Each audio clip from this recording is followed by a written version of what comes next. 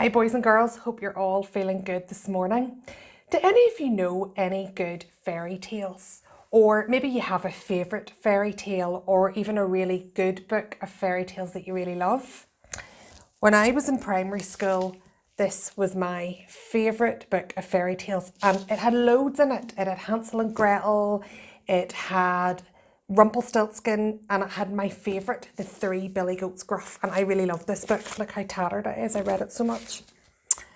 I'm going to show you some pictures of some really well-known fairy tales, and I want you to try and guess which one it is, and you can shout out the right answer if you think you know what it is. Are you ready? Okay, number one, anybody know what this is? Yes, that's right, it's Snow White. What about number two? Yeah, that's right. It's the Three Billy Goats Gruff. Here's number three. This is easy peasy. Anybody guess what it is?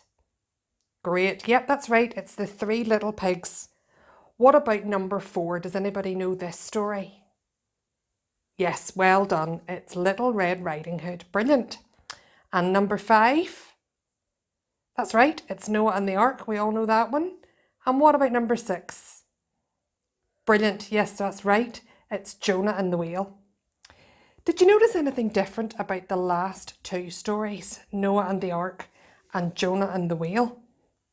Well, these two stories are different because they are more than just stories. They're actually real. Noah was a real person who built a real big boat. Jonah really lived inside the belly of a fish. And Jesus, who we all know really lived, really died, really did miracles, met with real people that Arthur will be telling us more about later. And most importantly, after Jesus died, he rose again and he really came back to life. Sometimes we forget when we hear Bible stories that they're not fairy tales, they're actually real stories about real people chosen by God to do incredible things. And you know what? It's not just the stories of the Bible that were real or the people of the Bible. God's promises in the Bible are also real to us too. And here's one of my favourites. It says, I can do all things through him who gives me strength. So God tells us we can do anything when we trust him and we love him. The kids from the praise band are going to help us with today's rainbow song.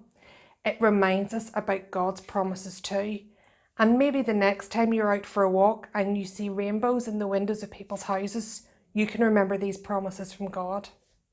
Do you remember how the rainbow song starts?